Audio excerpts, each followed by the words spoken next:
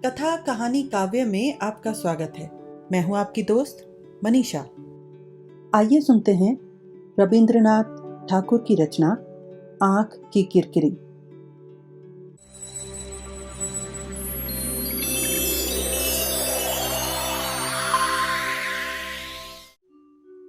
महेंद्र कहाँ चला गया, इस आशंका में राजलक्ष्मी का खाना पीना सोना सब छूट गया।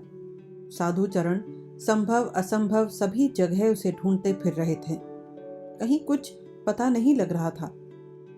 इतने में महेंद्र विनोदनी को साथ लेकर कलकत्ता आ गया और पटलडांगा में एक किराए के मकान में विनोदनी को रखकर वह अपने घर पहुंचा। मां के कमरे में जाकर उसने देखा, कमरे में अंधेरा है। लैंप की बत्ती बिल्कुल नीची करके उसके आगे गत्ते से आड़ कर दी गई है। राजलक्ष्मी रोगी की तरह बिस्तर पर पड़ी हैं और आशा उनके तलवों पर धीरे धीरे हाथ फेर रही है। इतने दिन बाद बहू को सास के चरणों पर अधिकार मिला है। महेंद्र के आते ही आशा चौंक कर उठ खड़ी हुई और तुरंत बाहर चली गई। महेंद्र ने जबरदस्ती अपनी सब दुविधाओं को दूर करते हुए कहा, मां, यहां मेरी पढ़ाई ठीक से नहीं होती। मैंने कॉलेज के पास एक कमरा ले लिया है किराए पर। अब मैं वहीं रहा करूंगा। राजलक्ष्मी ने अपने बिस्तर के किनारे की ओर उंगली से इशारा करते हुए कहा, तू बैठ तो सही जरा। महेंद्र संकोच के साथ बिस्तर पर बैठ गया। बेटा, तेरी जहां तबीयत आए तू वहीं रहे, पर तू मेरी बहू रानी को मत सता। महेंद्र चुप बैठा रहा। मेरी तकदीर ही फूटी है, इसी से मैं ऐसी लक्ष्मी बहू को नहीं पहचान सकी। कहते कहते उनका गला रुकाया। पर तैने उसे इतने दिन जानकर इतना लाड़ प्यार करके अंत में इतने दुख में कैसे डाल दिया। कहते कहते उनसे रहा नहीं गया और वे रोने लगी। महेंद्र वहां से भाग सके तो जी जाए, किंतु भाग न सका। मां के बिस्तर पर एक किनारे से अंधेरे में चुपचाप बैठा रहा। बहुत देर बाद राजलक्ष्मी ने कहा, आज रात को तू यहीं रहेगा ना? नहीं। कब जाएगा? अभी। राजलक्ष्मी बड़ी मुश्किल से उठ के बैठ गई। अभी? एक बार बहू से अच्छी तरह मिलके भी नहीं जाएगा? महेंद्र ने कुछ जवाब नहीं दिया। बहू के कई दिन कैसे कटे हैं सो क्या तू जरा भी नहीं समझ सकता? अरे ओ निर्लज, तेरी निष्ठुरता से मेरी छाती फटी जा रही है। इतना कहकर राजलक्ष्मी कटी हुई डाली की तरह बिस्तर पर गिर पड़ी। महेंद्र मां के बिस्तर पर से उठकर बाहर चला गया और बहुत धीरे धीरे दबे पांव जीने से चढ़ता हुआ ऊपर अपने कमरे में पहुंचा। वह नहीं चाहता कि आशा से उसकी भेंट हो। महेंद्र ने ऊपर जाते ही देखा, उसके कमरे के सामने जो पटी हुई छत है, आशा वहीं जमीन पर पड़ी है। उसे महेंद्र के आने की आहट नहीं मालूम हुई थी। अब सहसा उसे अपने सामने खड़ा देख वह जल्दी से अपने कपड़े संभालती हुई उठ के बैठ गई। इस समय महेंद्र यदि एक बार चुन्नी कहकर पुकारता तो उसी क्षण वह महेंद्र के समस्त अपराध स्वयं शिरोधार्य करके क्षमा प्राप्त अपराधिनी की तरह महेंद्र के पांव से लिपटकर अपने जीवन का समस्त रोना रो लेती। किंतु महेंद्र उस प्रिय नाम से न पुकार सका। उसने जितनी ही कोशिश की, इच्छा की, उतनी ही उसे वेदना होने लगी। इस बात को वह भूल न सका कि आज आशा से प्यार की बातें करना सारहीन परिहास मात्र है। उसे मुंह से सांत्वना देकर क्या होगा, जबकि विनोदनी को त्यागने का रास्ता उसने अपने हाथ से एकदम बंद कर दिया है। आशा मारे संकोच के गड़ी हुई बैठी रही। उठ के खड़े होने, चले जाने या किसी प्रकार की गति की रोक तक करने में उसे लज्जा मालूम होने लगी। महेंद्र कोई बात न करके छत पर चहलकदमी करने लगा। कृष्ण पक्ष के आकाश में अभी तक चांद नहीं दिखाई दिया था। छत के एक कोने में छोटे से गमले में रजनीगंधा के 2 फूल खिल रहे थे। छत के ऊपर के अंधकार में आकाश में जो नक्षत्र चमक रहे हैं, सप्तऋषि और काल पुरुष, उनमें से बहुत से अनेक रात्रियों के अनेक निभृत प्रेमाभिनय के नीरव साक्षी रहे हैं और आज भी वे निस्तब्ध रहकर देखते रहे। महेंद्र सोचने लगा, काश इस बीच के कुछ दिनों की उथल पुथल को इस आकाश भरे अंधेरे से पहुंचकर अगर पहले की तरह फिर इस खुली छत पर चटाई बिछाकर आशा के पास उसी तरह सहज स्वाभाविक भाव से बैठ सकता? काश कोई सवाल ना होता, कोई जवाब ना होता। पहले का सा वही विश्वास, वही प्रेम और वही सहज आनंद होता। किंतु इतने बड़े संसार में ठीक उसी जगह लौटने का रास्ता ही नहीं रहा। इस छत पर आशा के पास चटाई के एक किनारे बैठने का अधिकार भी वह खो चुका है। अब तक विनोदनी के साथ महेंद्र का बहुत कुछ स्वाधीन संबंध था। उसमें प्रेम करने का उन्मत्त सुख तो था, किंतु वह अविच्छेद बंधन नहीं था। और अब महेंद्र विनोदनी को अपने हाथ से समाज वृक्ष से तोड़ लाया है। अब विनोदनी को कहीं भी रखने की, कहीं भी लौटाने की जगह नहीं। अब तो महेंद्र ही उसका एकमात्र सहारा है। अब तो इच्छा हो या ना हो, विनोदनी का सारा भार उसे ढोना ही पड़ेगा। ये सब बातें सोच सोच कर महेंद्र का हृदय भीतर ही भीतर पीड़ित होने लगा। छत के ऊपर का वह जीवन, वह शांति, बाधाहीन दाम्पत्य मिलन की वे एकांत निभृत रातें सहसा महेंद्र को बड़े आरामदेह मालूम होने लगी। किंतु वह सहज सुलभ सुख जिस पर एकमात्र उसी का अधिकार है, आज महेंद्र के लिए दुराशा का स्वप्न बन गया है। चिर जीवन के लिए जिस बोझ को उसने अपने सिर पर उठा लिया है, उसे उतारकर एक क्षण के लिए भी अब वह आराम नहीं कर सकता। महेंद्र ने एक गहरी सांस ली और फिर वह आशा की तरफ देखने लगा। आशा अपने निस्तब्ध रोदन से छाती भरे हुए निश्चल बैठी थी और रात्रि के अंधकार ने जननी के आंचल की तरह उसकी लज्जा और वेदना को ढक रखा था। महेंद्र चहलकदमी करते करते सहसा रुककर खड़ा हो गया और मालूम नहीं क्या कहने के लिए एकदम आशा के पास आ खड़ा हुआ। आशा के सारे शरीर का खून उसके कानों में शब्द करने लगा। उसने अपनी आंखें मीच ली। महेंद्र क्या कहने आया था कुछ तय न कर सका। आखिर वह कहे ही क्या सकता था, किंतु कुछ न कुछ कहे बिना वह लौट भी न सका। उसने कहा, चाबी का गुच्छा कहाँ है? चाबियों का गुच्छा रखा था गद्दी के सिरहाने के नीचे। आशा उठकर कमरे के भीतर गई। महेंद्र भी उसके पीछे पीछे गया। गद्दी के नीचे से गुच्छा निकालकर आशा ने महेंद्र के सामने रख दिया। महेंद्र उसे उठाकर अपनी अलमारी के ताले में एक एक चाबी लगाकर देखने लगा। आशा से रहा नहीं गया। उसने धीरे से कहा, इस अलमारी की चाबी तो मेरे पास नहीं थी। किसके पास चाबी थी, यह बात आशा के मुंह से नहीं निकली, किंतु महेंद्र समझ गया। आशा जल्दी से घर से निकलकर बाहर चली गई। उसे डर लगने लगा कि कहीं उसका रोना महेंद्र के आगे फूट ना निकले। अंधेरी छत के एक कोने में जाकर दीवार की तरफ मुंह करके वह अपने उमड़ते हुए रोने को जी जान से रोकती हुई रोने लगी, किंतु ज्यादा देर रोने का समय नहीं था। अचानक उसे याद उठाई, महेंद्र के खाने का समय हो गया है। वह जल्दी से नीचे चली आई। राजलक्ष्मी ने आशा से पूछा, महेंद्र कहाँ है बहू? ऊपर हैं। फिर तुम नीचे क्यों चली आई? उनका खाने का इंतजाम मैं कर रही हूं बहू, तुम जाओ। जरा मुंह हाथ साफ करके ठीक से कपड़े पहन लो। तुम्हारी वो ढाके की साड़ी कहाँ है? पहनकर जल्दी आओ मेरे पास, मैं तुम्हारे बाल बांध दूं। सास के लाड़ की आशा उपेक्षा नहीं कर सकती, किंतु इस साज सज्जा के प्रस्ताव से वह मारे शर्म के मर मिटी।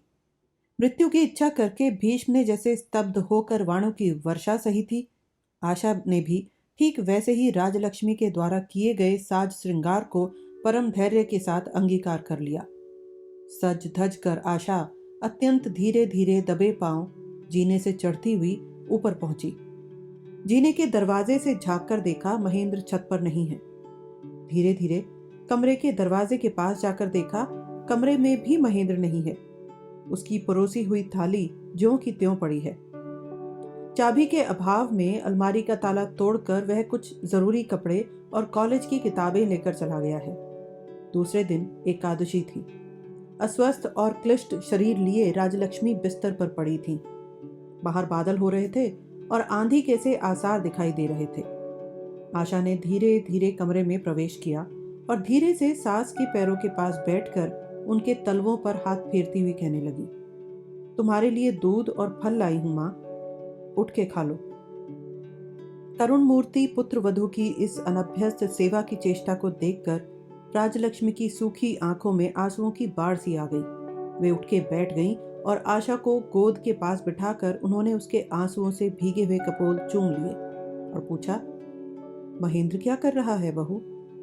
आशा अत्यंत लज्जित हो उठी। वे चले गए। कब चला गया? मुझे तो कुछ मालूम ही नहीं पड़ा। आशा ने सिर झुकाए हुए कहा, वे तो कल रात ही को चले गए थे।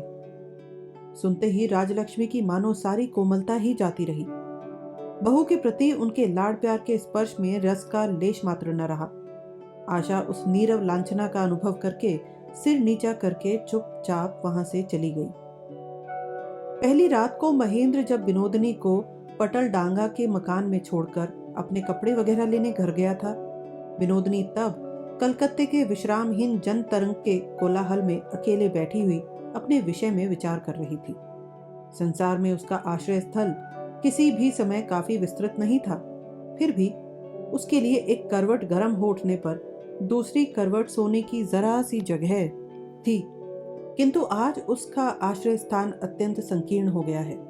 आज वह जिस नाव पर बैठी बहाव में बह रही है, वह नाव इतनी हल्की और इतनी छोटी है कि जरा भी दाहिने बाएं झुकते ही उसका डूबना निश्चित है। इसलिए उसे इस नाव की पतवार बड़ी स्थिरता और सावधानी से पकड़े रहना चाहिए।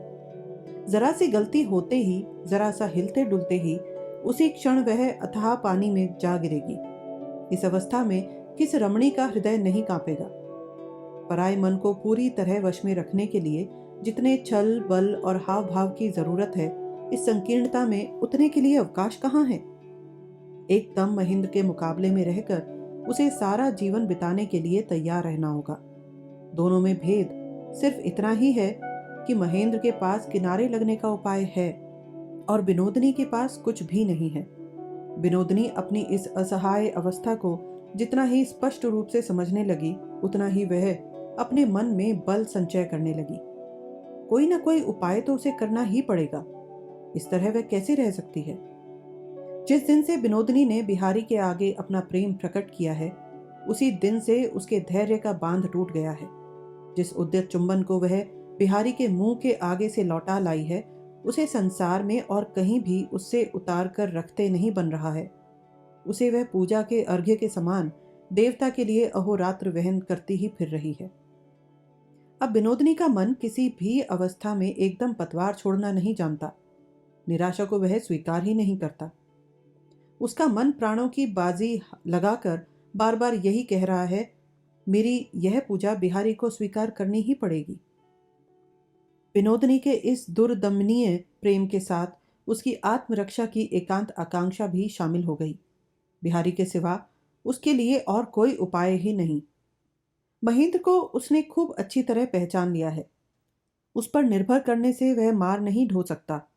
उसे छोड़ देने से वह मिल सकता है और पकड़ रखने की कोशिश करने से वह भाग सकता है। किंतु नारी के लिए जिस निश्चिंत, विश्वस्त और निरापद आश्रय की एकांत आवश्यकता है, बिहारी उसे दे सकता है। अब बिहारी को छोड़ देने से विनोदनी का बिल्कुल ही काम नहीं चल सकता। गांव से आते वक्त विनोदनी ने महेंद्र से कहकर स्टेशन लगे हुए डाकघर में सूचना दिलवा दी थी कि उसके नाम की चिट्ठी पत्री आवे तो कलकत्ते के नए पते पर भेज दी जाया करे। बिहारी उसके पत्र का बिल्कुल उत्तर ही न देगा, ऐसा विनोदनी नहीं समझती थी। उसने अपने मन में कहा, मैं 7 दिन तक धीरज धर के चिट्ठी की प्रतीक्षा करूंगी। उसके बाद जैसा होगा देखा जाएगा। इतना सोचकर वह अंधेरे में खिड़की खोलकर गैस बत्ती से आलोकित कलकत्ते की ओर अन्यमनस्क दृष्टि से देखती रही। आज के संध्या काल में बिहारी इसी शहर में है। यहाँ से 2-1 सड़क और 2-4 गलियां पार करके अभी तुरंत उसके दरवाजे के आगे पहुंचा जा सकता है। उसके बाद वही पानी के नल वाला छोटा सा आंगन, वही जीना, वही सुसज्जित साफ सुथरा प्रकाशपूर्ण एकांत कमरा। वहां के निस्तब्ध शांति में बिहारी अकेला आराम कुर्सी पर बैठा होगा और हो सकता है कि वह ब्राह्मण बालक भी पास बैठा हो। वह सुडौल, सुंदर, गौरवर्ण, आयत नेत्र सरल मूर्ति बालक तस्वीर की किताब हाथ में लिए तल्लीन होकर उसके पन्ने उलट रहा होगा। एक एक करके संपूर्ण चित्र विनोदिनी की दृष्टि के आगे नाचने लगा और स्नेह से, प्रेम से उसका सर्वांग परिपूर्ण पुलकित हो उठा। अभी चाहूं तो अभी जा सकती हूँ। इस बात को सोचकर अपनी इच्छा को गोद में लेकर छाती से लगाकर उससे वह खूब खेलने लगी। कुछ दिन पहले की बात होती तो अपनी इच्छा पूरी करने के लिए वह आगे बढ़ती, किंतु आज बहुत सी बातें सोचनी पड़ती हैं। अब केवल वासना चरितार्थ करना ही सब कुछ नहीं, उद्देश्य सिद्ध करना होगा। विनोदिनी अपने मन में कहने लगी, पहले देख लूं बिहारी का कैसा उत्तर आता है, उसके बाद तय किया जाएगा कि किस रास्ते चलना ठीक होगा। बिना कुछ समझे पूछे बिहारी को परेशान करे जाना उसने उचित नहीं समझा और ना उसे इतना साहस ही हुआ। इस तरह सोचते सोचते जब रात के 9-10 बज गए तब धीरे धीरे महेंद्र आ पहुंचा। इधर के कई दिन उसने अनिद्रा और अनियम के कारण उत्तेजित अवस्था में बताए हैं। आज कृत कार्य होकर विनोदिनी को अपने अधीन घर में रखने के बाद अवसाद और श्रांति ने उसे अभिभूत कर डाला है। आज संसार और अपनी अवस्था के साथ लड़ने का बल मानो उसमें रहा ही नहीं। उसके संपूर्ण भाराक्रांत भावी जीवन की क्लांति मानो आज से ही उस पर हमला कर बैठी हो। बंद दरवाजे के पास खड़े होकर द्वार खटखटाने में महेंद्र को अत्यंत लज्जा मालूम होने लगी। जिस उन्मत्तता में उसने सारी पृथ्वी को कुछ नहीं समझा, वह मत्तता आज कहाँ गई? आज रास्ते के अपरिचित लोगों की दृष्टि के सामने भी उसका सर्वांग संकुचित क्यों हो जाता है? भीतर नया नौकर सो रहा था। दरवाजा खुलवाने में उसे बड़ी परेशानी उठानी पड़ी। अपरिचित नए मकान में अंधेरे में घुसते ही महेंद्र का मन दहल गया। माँ का लाडला बेटा महेंद्र हमेशा से विलास उपकरणों में पला था। आज इस नए मकान के नए आयोजन में उन बहुमूल्य उपकरणों का अभाव उस संध्या के अंधकार में अत्यंत परिस्फुट हो उठा। इन सब कमियों की उसे स्वयं पूर्ति करनी होगी, क्योंकि इसका भार एकमात्र उसी पर है। महेंद्र ने आज तक कभी भी अपने या पराये आराम के लिए चिंता नहीं की, किंतु आज से एक नवगठित असंपूर्ण गृहस्थी का सब कुछ उसी को करना पड़ेगा। जीने के आले में एक मिट्टी के तेल की ढिबरी उजाले की जगह सिर्फ धुआं उगल रही थी। उसे देखते ही महेंद्र सोचने लगा, कल ही लालटेन वगैरह का इंतजाम करना है। आंगन पार करके जीने तक का रास्ता नल के पानी से गंदा हो रहा था। महेंद्र ने मन ही मन कहा, कल ही राज बुलाकर आंगन ठीक कराना है। नीचे सड़क की तरफ के 2 कमरों में जूते के दुकानदार रह रहे थे। उन्होंने अभी कमरे खाली नहीं किए, इसके लिए मकान मालिक से लड़ना पड़ेगा। ये सब काम महेंद्र को खुद ही करने पड़ेंगे। यह सोचते हुए उसका मन शांति के बोझ से व्यथित हो उठा। महेंद्र ने जीने के पास कुछ देर खड़े रहकर अपने को संभाल लिया और विनोदिनी से उसका जो प्रेम था उसे उत्तेजित कर लिया। उसने अपने को समझाया कि इतने दिन सारे संसार को भूलकर उसने जिसे चाहा था, आज वह उसे मिल गई है। आज दोनों के बीच कोई बाधा नहीं रही। आज उसके लिए आनंद का दिन है। किंतु कोई भी बाधा नहीं, यही तो सबसे बड़ी बाधा है। आज महेंद्र आप ही अपनी बाधा बन गया है। विनोदिनी ने महेंद्र को सड़क से आते हुए ही देख लिया था।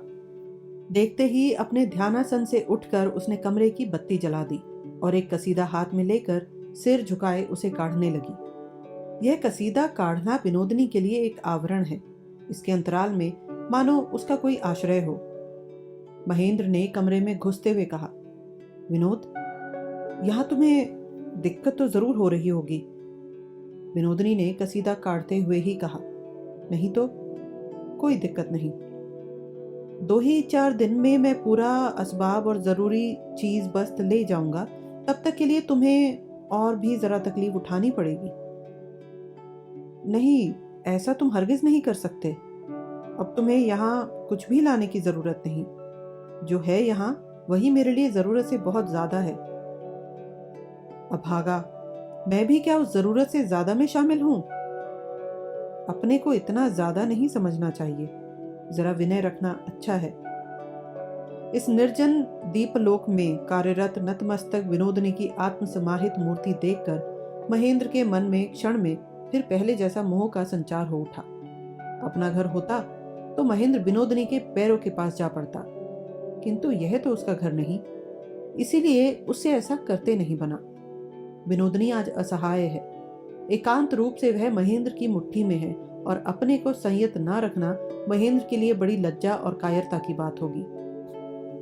विनोदनी ने कहा, यहां तुम अपने कपड़े लत्ते और कॉलेज की किताबें क्यों ले आए? इन्हें जो मैं अपनी जरूरी चीजों में समझता हूं, ये जरूरत से ज्यादा वाली चीजों में नहीं है। मुझे मालूम है, पर यहां ये सब क्यों? तुम्हारी बात तो ठीक है, यहां कोई जरूरी चीज शोभा नहीं दे सकती, किंतु विनोद, किताबें भले ही तुम उठाकर फेंक देना, मैं आपत्ति नहीं करूंगा, पर उनके साथ मुझे भी मत फेंक देना। यह कहते हुए उसने जरा आगे बढ़कर अपनी किताबों का बंडल विनोदनी के पैरों के पास रख दिया। विनोदनी ने बिना मुंह उठाए ही गंभीरता के साथ कसीदा काढ़ते हुए कहा, लाला जी, यहां तुम्हारा रहना नहीं हो सकता। महेंद्र अपने तुरंत जगे हुए आग्रह के मुंह पर तमाचा सा खाकर व्याकुल हो उठा। गदगद कंठ से बोला, क्यों विनोद, क्यों तुम मुझे दूर रखना चाहती हो? तुम्हारे लिए सर्वस्व त्यागने के बाद क्या मुझे यही मिलेगा? मैं अपने लिए तुम्हें सर्वस्व नहीं त्यागने दूंगी। अब यह तुम्हारे हाथ में नहीं रहा। सारा संसार मेरे चारों तरफ से स्खलित हो चुका है, केवल तुम ही अकेली बची हो विनोद। विनोद, विनोद कहते कहते वह जमीन पर औंधा लौट गया और अत्यंत विवलता के साथ विनोदनी के पैरों से लिपटकर उसके पद पल्लवों का बार बार चुंबन करने लगा। विनोदनी अपने पांव छुड़ाकर उठ के खड़ी हो गई। महेंद्र, तुमने क्या प्रतिज्ञा की थी, याद है? अपनी संपूर्ण शक्ति का प्रयोग करके महेंद्र ने अपने को संभाल लिया और कहा, याद है। प्रतिज्ञा की थी कि जैसी तुम्हारी इच्छा होगी मैं वैसा ही करूंगा। मैं कभी भी तुम्हारी इच्छा के विरुद्ध कोई काम न करूंगा। अपनी उस प्रतिज्ञा की मैं रक्षा करूंगा विनोद। मुझे क्या करना होगा बताओ? तुम्हें अपने घर जाकर रहना पड़ेगा। तो क्या मैं ही एकमात्र तुम्हारी अनिच्छा का शिकार हूं विनोद? अगर यही बात थी तो तुम मुझे इस तरह क्यों खींच लाई? जो तुम्हारे भोग की वस्तु नहीं, उसका शिकार करने की तुम्हें क्या जरूरत थी? सच सच बताओ विनोद, मैं क्या अपनी इच्छा से तुम्हारे हाथ पकड़ाई दिया हूं या तुमने जानबूझकर अपनी इच्छा से मुझे पकड़ा है? मुझे तुम अपनी खुशी का खिलौना बनाकर इस तरह खेल खेलती रहोगी, यह भी क्या मुझे सहना पड़ेगा? फिर भी मैं अपनी प्रतिज्ञा का पालन करता रहूंगा। जिस घर में मैंने अपने स्थान को पदाघात से नष्ट कर दिया है, मैं उसी घर में जाकर रहूंगा। विनोदनी जमीन पर बैठकर फिर अपना कसीदा काढ़ने लगी। महेंद्र कुछ देर तक स्थिर दृष्टि से विनोदनी के मुंह की तरफ देखता रहा, फिर कहने लगा, निष्ठुर हो विनोद, तुम निष्ठुर हो। मैं बड़ा ही अभागा हूं जो तुमसे प्यार कर बैठा। विनोदनी कसीदे की इच्छाकृत गलती सुधारने के लिए बत्ती के पास जाकर बड़े ध्यान से डोरा ठीक करने लगी और महेंद्र का जी चाहने लगा कि वह विनोदनी के पाषाण हृदय को अपने कठिन हाथों से जोर से मसलकर पीस डाले, उसकी इस नीरव निर्दयता और अविचलित उपेक्षा को प्रचंड आघात से, बाहुबल से सदा के लिए परास्त कर दे। किंतु महेंद्र उस समय कमरे के बाहर चला गया और थोड़ी देर बाद फिर भीतर आकर बोला, मैं नहीं रहूंगा तो यहां अकेले में तुम्हारी रक्षा कौन करेगा? इसके लिए तुम जरा भी मत डरो। बुआ जी ने खेमी को निकाल दिया है। आज से वह यहीं काम करने लगी है। भीतर से दरवाजा बंद करके हम दोनों स्त्रियां यहां बेखटके रहा करेंगी। महेंद्र को भीतर ही भीतर जितना ही गुस्सा आने लगा, उतना ही विनोदनी के प्रति उसका आकर्षण बढ़ता गया। उसकी इच्छा होने लगी इस अटल मूर्ति को वह वज्र बल से छाती से चिपटाकर क्लिष्ट पिष्ट कर डाले, और इस निदारुण इच्छा से बच निकलने के लिए वह जल्दी से दौड़कर बाहर चला गया। रास्ते में घूमते घूमते महेंद्र प्रतिज्ञा करने लगा, विनोदनी की इस उपेक्षा के बदले वह भी उसके प्रति उपेक्षा ही दिखाएगा। जिस अवस्था में इस विश्व जगत में विनोदनी का एकमात्र भरोसा महेंद्र है, उस अवस्था में भी महेंद्र की ऐसी नीरव और निर्भय, ऐसी सुदृढ़ और सुस्पष्ट उपेक्षा, ऐसा प्रत्याख्यान, इतना बड़ा अपमान क्या कभी किसी पुरुष के भाग्य में बधा था? महेंद्र का गर्व चूर चूर हो गया, किंतु किसी भी तरह मरा नहीं। वह बार बार पीड़ित और दलित होने लगा। महेंद्र अपने आप से कहने लगा, मैं क्या इतना अपदार्थ हूं, इतना तुच्छ हूं? मेरे साथ ऐसी स्पर्धा का व्यवहार करने का उसे साहस कैसे हुआ? मेरे सिवा अब उसका और है ही कौन? सोचते सोचते सहसा ख्याल आया, बिहारी है। क्षण भर के लिए सहसा उसके हृदय पिंड का सारा रक्त प्रवाह मानो स्तब्ध हो गया। बिहारी के बूते पर ही विनोदनी उसे अपने खेल का खिलौना बनाए हुए है। वह सोचने लगा, मैं तो उसका केवल उपलक्ष्य मात्र हूं, कदम रखकर चढ़ने का सोपान हूं, कदम कदम पर पदाघात करने का स्थान हूं, बस और कुछ नहीं। बिहारी के बूते पर ही वह आज इतनी इठला रही है। उसी के भरोसे आज वह मेरी इतनी अवज्ञा करने की हिम्मत कर रही है। महेंद्र को संदेह होने लगा कि बिहारी के साथ विनोदनी का जरूर पथ व्यवहार चल रहा है और विनोदनी को जरूर उसकी तरफ से कुछ न कुछ आश्वासन मिला है। तब फिर महेंद्र धीरे धीरे बिहारी के घर की तरफ चल दिया। जब उसने बिहारी के घर जाकर दरवाजा खटखटाया तब ऐसी कुछ ज्यादा रात नहीं हुई थी। कई बार कड़ा खटखटाने के बाद नौकर ने भीतर से दरवाजा खोल दिया और कहा, बाबू साहब तो यहाँ है नहीं। महेंद्र चौंक पड़ा। मैं बेवकूफों की तरह जबकि सड़कों पर धूल फांकता फिर रहा हूं, बिहारी तब विनोदनी के पास जाकर प्रेमालाप कर रहा होगा। इसी से विनोदनी ने ऐसी रात में इस तरह निर्दयता के साथ मेरा अपमान किया है और मैं भी ऐसा कि खदेड़े हुए गधे की तरह से वहां से भाग खड़ा हुआ। महेंद्र ने बिहारी के पुराने और परिचित नौकर से पूछा, भज्जू, बाबू कब गए हैं बाहर? उन्हें तो गए आज 4-5 दिन हो गए बाबू साहब, पर जहां की तरफ कहीं हवा बदलने गए हैं। सुनकर महेंद्र के जी में जी आया। उसने सोचा, अब यहीं पढ़कर सो रहूं, रात भर कहां घूमता फिरूंगा। इसके बाद वह ऊपर जाकर बिहारी के कमरे में कोच पर पड़ा रहा और पढ़ते ही उसे नींद आ गई। महेंद्र ने जिस रात को बिहारी के घर आकर उपद्रव मचाया था, उसके दूसरे ही दिन बिहारी यह तय किए बगैर कि कहाँ जाना है, पश्चिम की तरफ रवाना हो गया था। उसने सोचा कि यहाँ रहने से मित्र के साथ किसी दिन उसका संघर्ष ऐसा विभत्स हो उठेगा कि फिर वह जीवन भर के लिए अनुताप का कारण बन जाएगा।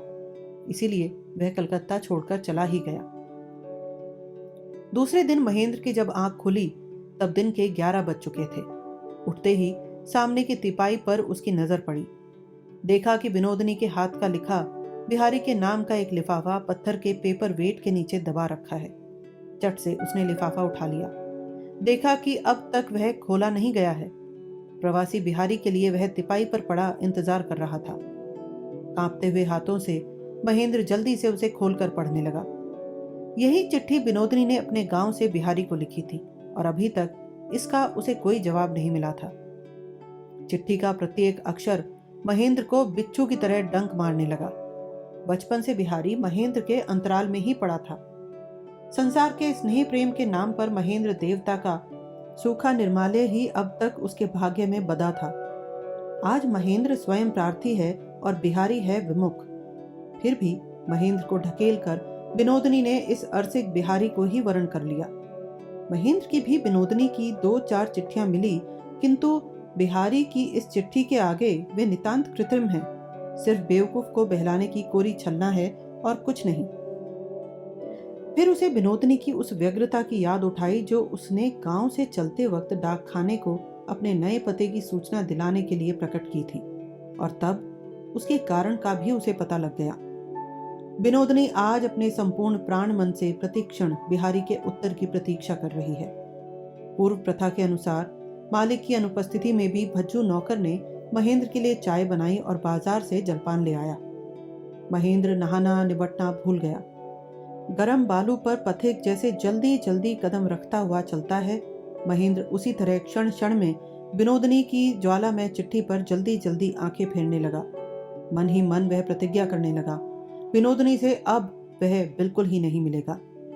किंतु उसे ऐसा लगने लगा कि और 2-1 दिन विनोदनी को बिहारी की चिट्ठी नहीं मिली तो वह जरूर यहाँ आकर पता लगाने की कोशिश करेगी और तब सब हाल जानकर संतोष कर लेगी। इस संभावना से महेंद्र का मन बेचैन हो उठा। महेंद्र ने चिट्ठी जेब में रख ली और शाम से कुछ पहले वह पटल डांगा के मकान में उपस्थित हुआ। महेंद्र की मलिन दशा देखकर विनोदनी को दया आ गई। वह समझ गई कि महेंद्र कल रात को घर न जाकर शायद रात भर इधर उधर फिरता रहा है।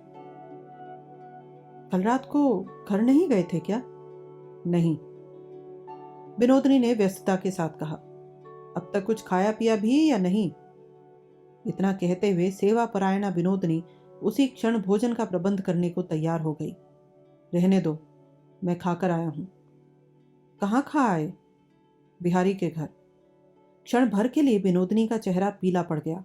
क्षण भर निरुत्तर रहकर अपने को संभालते हुए उसने पूछा, बिहारी लाला जी अच्छे तो हैं?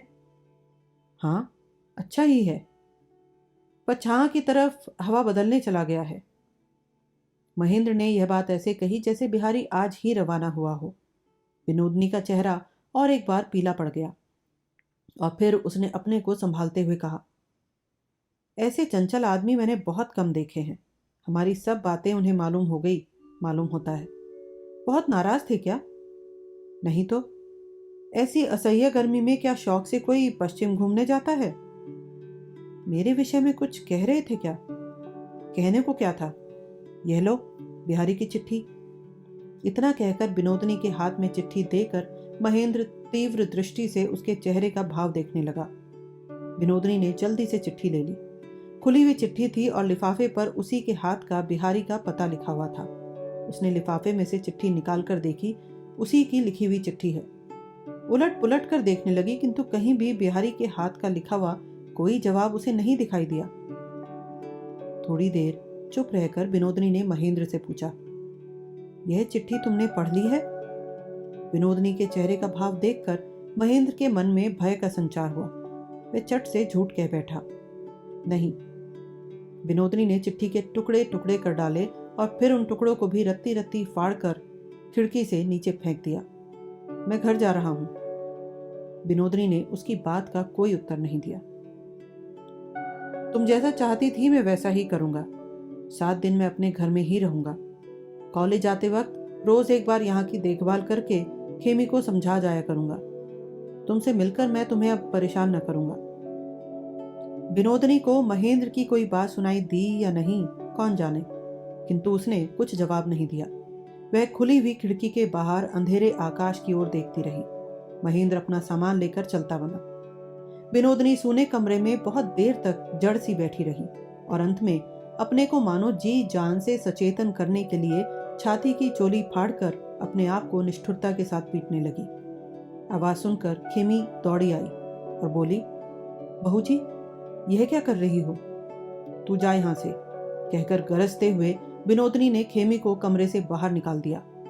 उसके बाद जोर से किवाड़ बंद करके दोनों हाथों की मुट्ठी बांधकर जमीन पर लौटकर वह वाणाहत जंतु की तरह आर्त स्वर में रोने लगी।